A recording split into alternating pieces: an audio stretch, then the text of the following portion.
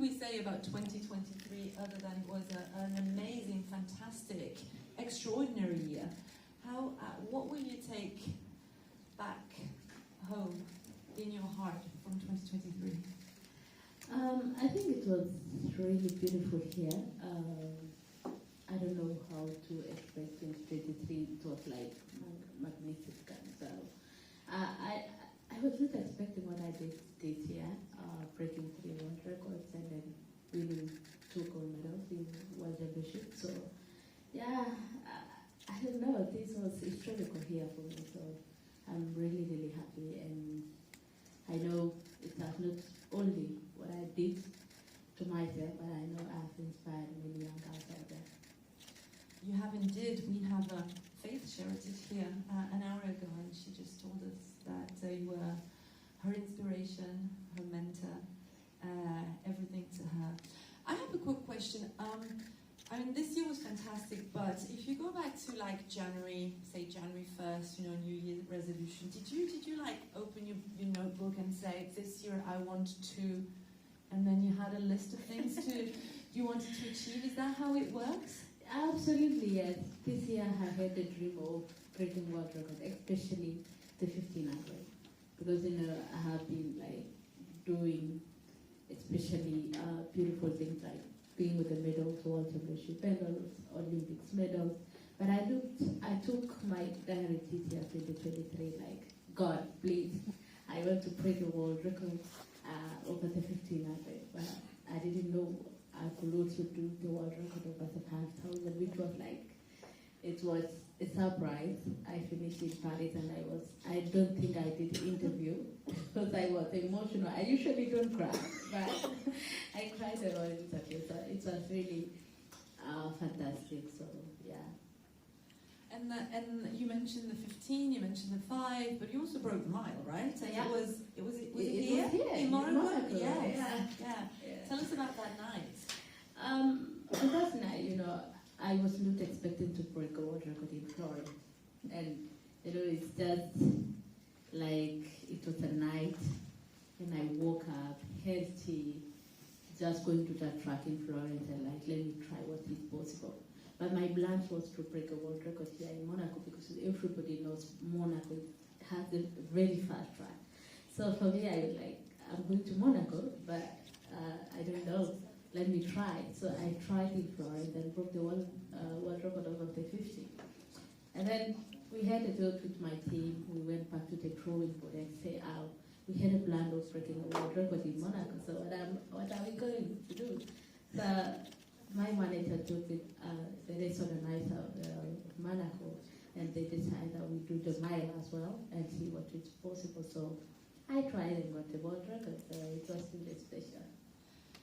Faith, is it a good thing or is it a bad thing that you have broken so many records and therefore everybody expects you to break a world record every time you step on a track? Is that something you expect of yourself as well, or is it just a little bit too much pressure? It's good at the same time, it comes with pressure. But I can say since last year I had two gold medals from Olympics. So everybody was like, if we get that world record, it will be a bigger thing. It will be more of your profile. So I think I was really working hard to get the world record over the 1500 because I have historical from youth category to senior category with the medals, but not a world record. You know, if you do something and somebody is like, she's world champion, she's Olympic champion, she's world junior champion, but there is something bad. She doesn't have a world record. But so I had something like, if I want to remove this back to have the world record over the 15 and just complete my historical journey of 1500. So it's something special. So yeah. Faith and I had dinner last night, and we were talking about the first time that she actually competed international. Can anybody remember her first international competition? Come on, let's have a guess. Cross country. Who said cross country? Yeah, year. 2010. Yes. Poland. Yes, city. that never sleeps. Good gosh. Gosh. And can somebody remember the temperature? -5. 18. Minus 18. Faith. You remember that race, don't you? Yeah, I remember, and it has been my part of my career, and I think running barefoot has motivated me a lot to where I am now. So she ran cross country, barefoot, minus 18 degrees and snow. So My leg was freezing. So. Faith, I'm sorry I'm going on about world records, but just one last thing about that. So you've broken 3 this year, but one of them actually does no longer belong to you because it was broken. Yeah. Do you actually, how do you say, support your competitors to actually do better so that you can improve yourself as well? What is, your vision and your view of other athletes improving your own marks? I think I can say I'm happy, when we are all together out there, women with passion to do something, especially pushing ourselves as women to improve. You see, like you see, Stefan Hassan, Kudas Segai did 14:00, which was really amazing and special. But for us to come together and just compete and break barriers like run 14:05, below 14:05, and I think next year a woman or anybody can go under 14:00 over the 5,000. I don't know who will be faster, but we are going to try our best to push ourselves to the limit. So, and just motivate the young generation that this is the way to go and just push yourself and work hard. And today you're here because you're one of 5 finalists for World Athlete of the Year. Is there a word that you want to spare for the other finalists? I mean, we have Yulimar Rojas. Were you able to watch them compete in Budapest? I mean, Yulimar won last round attempt. Shrika Jackson, Asefa, Tigis Asefa, and Femke Ball as well. So, are you inspired by other women athletes, as you just said, in other events as well? Yeah, absolutely, yes. To see women, especially Asefa running last time in marathon 2:11, that was special. That was surprising. 2:11 in marathons. I don't know what we are gonna do going forward. I think we are gonna run 2:10, especially when I move to marathon next year, coming years. So I think it will be more faster than what Asefa did. So that was really special. And well, I'm so glad and looking forward for this tonight for the World Athletics Award. And I hope we all strong, Rojas, Asefa, Femke Ball, and the rest. I think we did all what we had to do this year, and we will see tonight. Thank you, Faith. Do we have anyone with a question for Faith? Yes? Thank you. Hi, Mike Robertson here for World Athletics. You talk about the 15 and the mile and the 5,000 and of course the marathon. I mean, you don't. Some athletes, they think, oh, I'm not really that kind of a runner, but that's not the way you think, obviously. Could you speak about a bit how you have the confidence to know that you can go to this distance and you could go to that distance and maybe this distance? Where does that confidence come from? I think I can do starting 200 from 200 meters to marathon. For me, it's all about the mind. And for me, I think I train a lot in marathon. As I train with Eliud, I train with Geoffrey Kamworor. And these guys do like 40 kilometers a week. So I normally follow them until I'm dead. I'm going to bye-bye. But yeah, it has encouraged me and think what people think it's not possible. So I think that has helped me a lot to think that you can start running from 200 to marathon, no matter what. Yeah. Where is the microphone? Yeah. Thank you. Anna? Hello, Faith. So, and this year you had, and last year you had some impressive results from ladies who also come from middle distances on the track. Tigist was an 800-meter runner. Sifan is actually juggling between track and marathon. So this must be an even greater inspiration for you, knowing that some great ladies have done it, believing in yourself and saying, yes, I can do even better.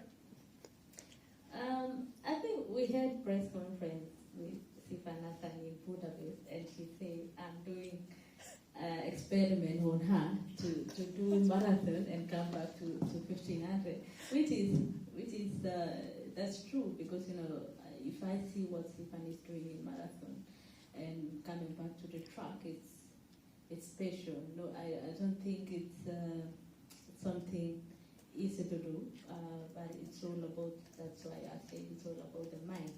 So yeah, it's special. Yeah. And knowing how much that 1500-meter world record meant to you, what was going through your mind when you were on the start line in Florence, knowing that it might be possible?